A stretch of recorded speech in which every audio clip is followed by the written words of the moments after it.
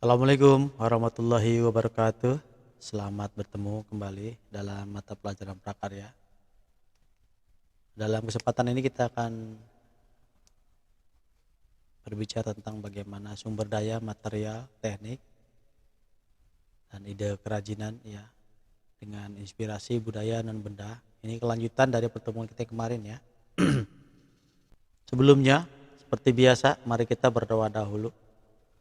Nanti setelah saya dimulai, silakan di pause ya videonya. Dan setelah Anda selesai berdoa, silakan di play kembali ya, dijalankan kembali videonya.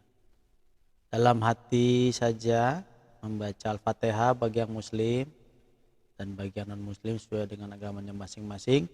Mudah-mudahan pembelajaran kita ini bermanfaat dan dapat menambah pengetahuan kita semua. Berdoa dimulai. Berdoa selesai. Baik, kita masuk ke dalam teori ya. Jadi dalam melakukan mengelola kegiatan wirausaha dibutuhkan sumber daya. Nah, apa itu sumber daya? Ini ya, sumber daya nilai potensi yang dimiliki oleh suatu materi ya. Dan dia tidak selalu bersifat fisik, tapi juga non fisik ya. Dan sumber daya ini dapat hilang juga dan bisa juga makin membesar atau mengecil ya. Di potensinya ini bisa membesar atau mengecil dan ada juga yang tetap ya.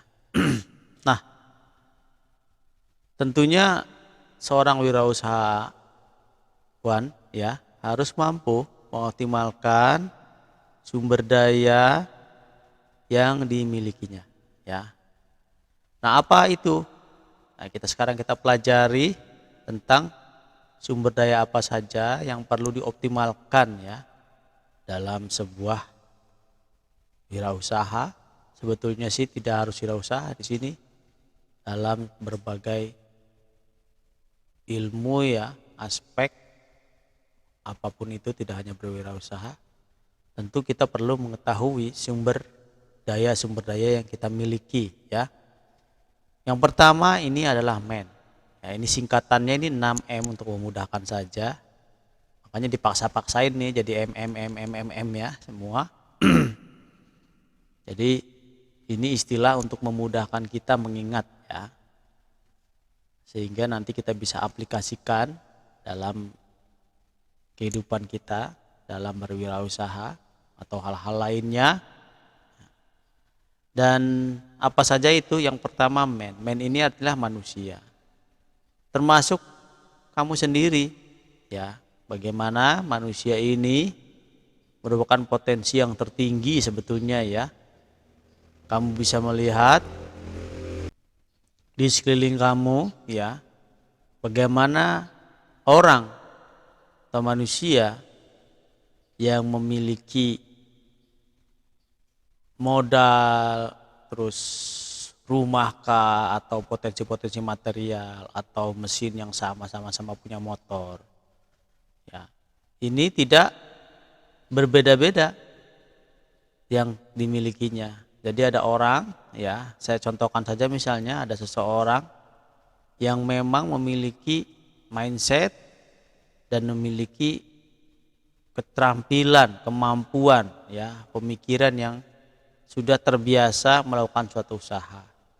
Mungkin dia berpengalaman di bidang menjual soto, menjual bakso atau yang lain-lainnya, atau menjual lotek lah, atau gado-gado. Walaupun dia pindah ke daerah lain, dari satu tempat ke tempat lain, dia akan mampu ya dan dapat membuka sebuah usaha ya dengan kemampuan yang dimilikinya ya. Jadi misalnya terjadi sebuah dia harus pindah ke lokasi tertentu, dia tetap bisa membuka usaha dan bisa menghasilkan uang, bisa mencari kehidupan ya. Andai kata misalnya orang tersebut ya terjadi sebuah bencana yang besar, ya, sehingga apa merusak misalkan apa gempa bumi ataukah gunung meletus misalnya ya di daerahnya, sehingga terjadi kerusakan yang cukup besar. Nah, orang yang telah memiliki kemampuan yang SDM-nya tinggi, dia akan mampu menemukan jalan keluarnya, ya, dan akhirnya dia bisa membuka usaha juga. Karena apa? Karena pikiran dan otaknya, pikir jiwa dirinya itu sudah memiliki potensi yang tinggi ya, sehingga dia dapat mencari jalan keluar. Tapi orang yang tidak memiliki keterampilan, mindsetnya rendah, tidak berpengalaman dan lain sebagainya, tentu akan lebih sulit ya. Nah, itulah yang harus kamu capai ya, belajar ini. Nah, termasuk kita belajar hari ini bagaimana kita menguatkan pikiran, pengetahuan kita sehingga kamu nanti lebih siap. Ya, salah satunya adalah yang sekarang kita pelajari. Jadi manusia ini sangat penting, dan di dalam sebuah usaha tentu meningkatkan potensi manusia ini penting. Jadi manusianya harus diajarkan, harus dilakukan bimbingan teknis, harus dilakukan pelatihan. Nah, ini dalam rangka mengoptimalkan sumber daya yang dimiliki. Misalnya dalam sebuah, Bapak pernah mendatangi sebuah pabrik ya. Nah, di sana saya berbicara, saya melakukan wawancara dengan pimpinannya. Nah, salah satu visi misi di pabrik tersebut, pabrik ini pabrik Jepang ya, pabrik yang dimiliki oleh dari perusahaan Jepang. Salah satu visinya adalah meningkatkan sumber daya manusianya. Dia itu perusahaan yang bergerak di bidang teknologi elektronik ya. Tetapi beliau mengatakan kepada saya bahwa dalam sebuah penelitian ditemukan bahwa orang yang memiliki produktivitas tinggi itu adalah orang-orang yang tenang jiwanya. Dan ketenangan jiwanya itu dapat dicapai salah satunya adalah dengan kemampuan religius, ketenangan religius. Jadi perusahaan itu walaupun pemiliknya itu non muslim, tetapi karena pekerjanya banyak yang muslim, itu menyiapkan pengajian dan kegiatan-kegiatan ibadah itu dilindungi dan dilaksanakan dengan baik. Dan alhamdulillah menurut pimpinan tersebut ini meningkatkan produktivitas. Nah, itu berarti adalah sumber daya yang dioptimalkan ya oleh sebuah perusahaan.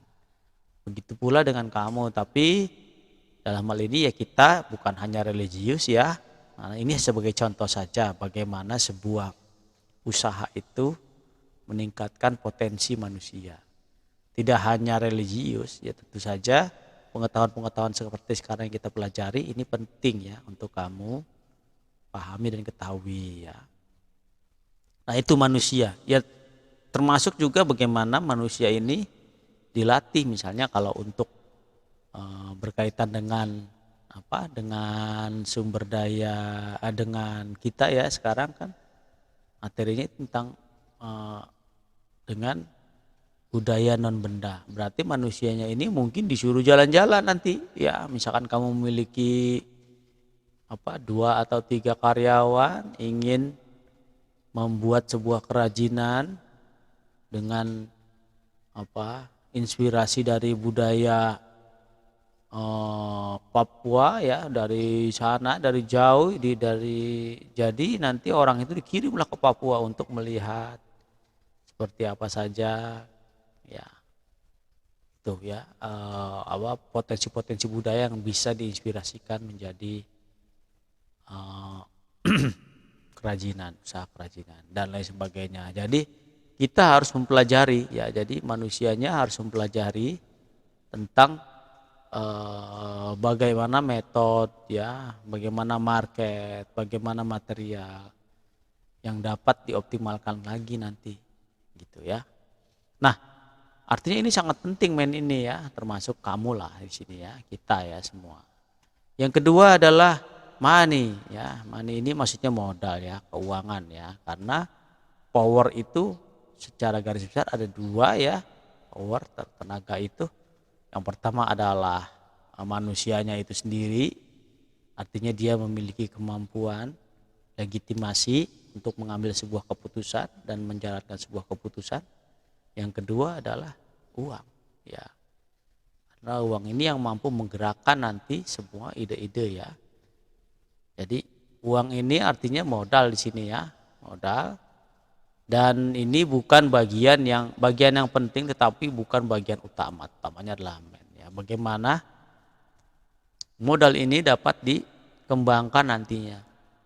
Dengan modal yang kecil dapat dibuat sebuah usaha ya yang terus berkembang, dan hasil usaha itu dikembalikan kepada peningkatan usaha, baik peningkatan usaha secara kualitas maupun kuantitas, baik secara mutu maupun jumlah ya. Selanjutnya adalah material ya. Ini material ini adalah bahan baku ya, salah satunya. Jadi bahan bakunya pertama itu yang tersedia, banyak tersedia, bisa kita manfaatkan, bisa kita optimalkan. Kedua, bahan bakunya ini juga bermutu ya. Jadi ada mutu dan ketersediaan di sini ya. Bagaimana mengoptimalkan itu mutu dan ketersediaannya. Bapak catat aja ya. Nah ini ya, jadi manusia itu pelatihan pembelajaran untuk manusianya itu perlu ditingkatkan, dan juga untuk modal ya, ini money, uang, modal perlu dioptimalkan modal itu ya. Yang selanjutnya adalah material berkaitan dengan ketersediaan dan mutu ya. Jadi di sini ketersediaan material dan juga kualitasnya ya. Selanjutnya adalah mesin ya, jadi mesin di sini ya. Di sini kalau misalnya yang dimaksud dengan sumber daya di sini, mesin ini adalah bagaimana kita memiliki mesin-mesin, perangkat-perangkat yang mendukung ya dalam produksi yang lebih efisien ya, lebih cepat dan memiliki kualitas yang baik ya. Nah di sini Bapak tambahkan ya, di sini artinya mesin ini, alat-alat mesin yang nanti akan digunakan ya, perlu dibuat sehingga mampu dengan dukungan alat tersebut membuat produksi menjadi lebih cepat, lebih berkualitas ya, dan juga menjadi lebih murah gitu ya. Ya mungkin awalnya untuk membuat mesinnya perlu modal, perlu tambahan biaya ya ini ya. Tapi dengan setelah selesainya mesin, maka tentunya akan lebih cepat dan berkualitas, dan juga bisa lebih murah.